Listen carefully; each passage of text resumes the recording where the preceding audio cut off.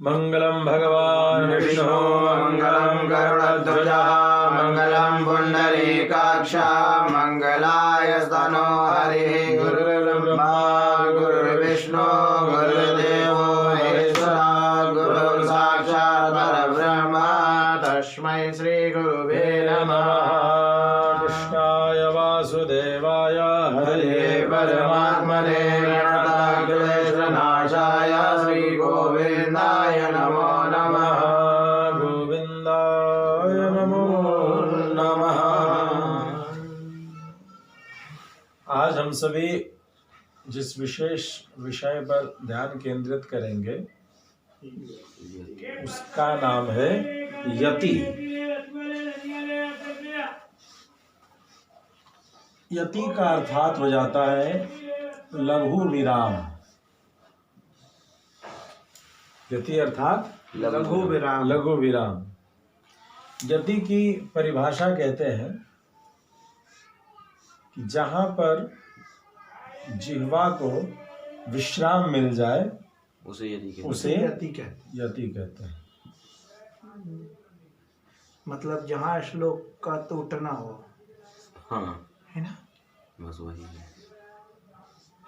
टूटना फिर रुकना छंद स्टॉपेज। का। जी हाँ, टेम्पो स्टैंड है ऐसा। विश्राम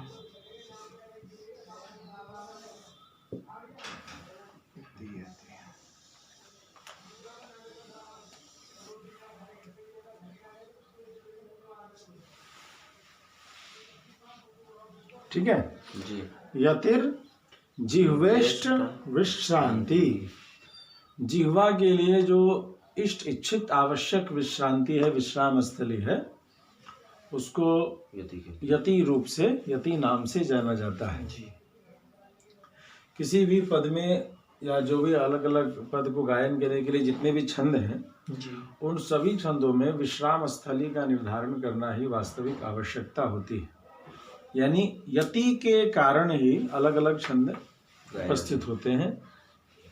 उनको गायन का जो परिवर्तन है अलग अलग छंदों का, जी, उसका मूल कारक यति ही है। यति के कारण छंदों को कितने टुकड़े में हम तोड़ के गा सकते हैं।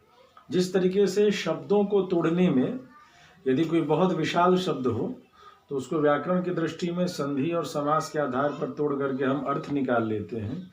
ठीक इसी प्रकार से गायन करते समय यदि हमें यति का ज्ञान पूर्ण हो, स्पष्ट हो, जी, तो हम बड़े से बड़े श्लोकों का गायन सुगमता पूर्वक कर लेते हैं।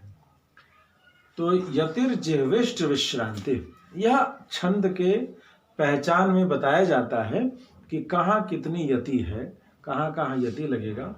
तो यहाँ पर इस पद को बस समझने की आवश्यकता है कि यति शब्द जब भी छंद के अध्ययन के समय आए तो इसका मतलब यह होगा कि वहाँ पर जिह्वा को विश्राम देना है, रुकते हुए जाना है। जैसे हम लोग अर्ध विराम कहते हैं ना, अर्ध विराम और पूर्ण विराम। तो ये अर्ध विराम जो है, समझ लें कि गायन में जो अर्ध विराम है उसको हम यति कहते हैं।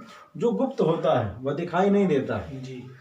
लेकिन साथ ही साथ एक और चीज ध्यान देना होगा कि यति जहां पर हो रहा हो, यति जहां पर हो रहा हो, जहां उपस्थित हो यति, उस जगह पर कभी भी पद में तोड़ने का स्थान न हो। यानी पद भी वहां पूर्ण होता हो। जैसे कहीं कृष्ण लिखा हो और क्री में यति हो, कृष्ण आगे की बात हो, तो वह उचित नहीं है। क्री में रुकना उचित नहीं, क्री में रुके और कृष्ण आगे बढ़े, यह उचित नहीं है। यहाँ करना क्या होगा कि जब भी यति होगा या तो कृष्ण से पहले होगा या कृष्ण के बाद होगा।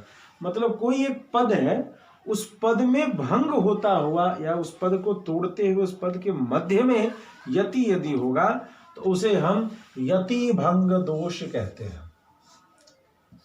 यति भंग दोष, ये काव्य जगत का एक दोष है। जैसे हम लोग तबला में कहते हैं ना कि ताल कट गया, सुर में कहते हैं स्केल बिगड़ गया, उसी तरीके से यहाँ भी एक दोष है जिस दोष का नाम यति भंग दोष है। तो कभी भी गायन करते समय या श्लोक की रचना करते समय इस बात का ध्यान देना होगा कि यति भंग उपस्थित ना न हो। कोई शंका? नास्ता। जी, जैसे वो बताया त्रि में, मतलब जैसे कि नीचे जो रे बात है वो धारा कुछ लिख के ऐसा बताइए ना। जैसे जैसे कोई भी आप बोले, कृष्णाय, जैसे मान लिया कि कृत्रिमं चापि यद विषम, हैं? कृत्रिमं चापि यद विषम, कृत्रिमं कृत्रिमं चापि यद विषम, विषम त्रिमं चापि यद विषम। यद विषम। जी,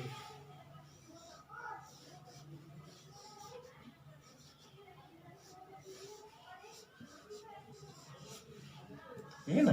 जी, जैसे कोई भी पद है, अब इसमें यदि कोई यति किसी छंद के आधार पर हम इसको लिख रहे हो कि, तो उसमें कहने का मतलब है कि यदि यति दिखे तो कृत्रिमम पर दिखे, चापी पर दिखे, जी, तो यति ठीक है।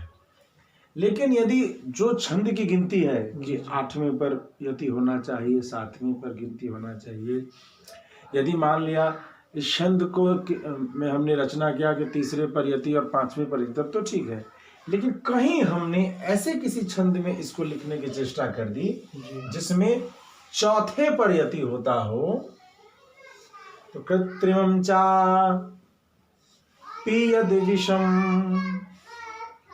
जैसे मान लिया 4 4 8, जी, ये 8 वर्ण में है ना, जी, 1 2 3 4, 1 2 3 4, ठीक।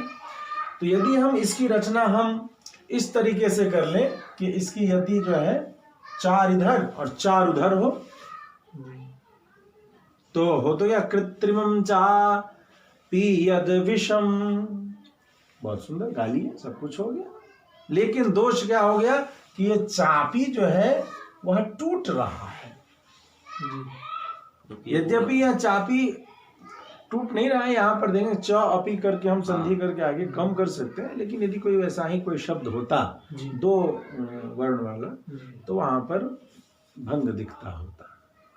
जैसे इसकी जगह कृष्ण होता, चापी की जगह। हाँ, कृत्रिमम कृष्णम, कृष्णम यदि कर देते, कृष्णम यदि, तो यहाँ यदि क्री पे टूट रहा होता तो ये यति तो यति भंग हो जाता। तो यह पद रचना करते समय हमको ध्यान देने वाली बात है कि पद में भंग नहीं दिखना चाहिए, ठीक है।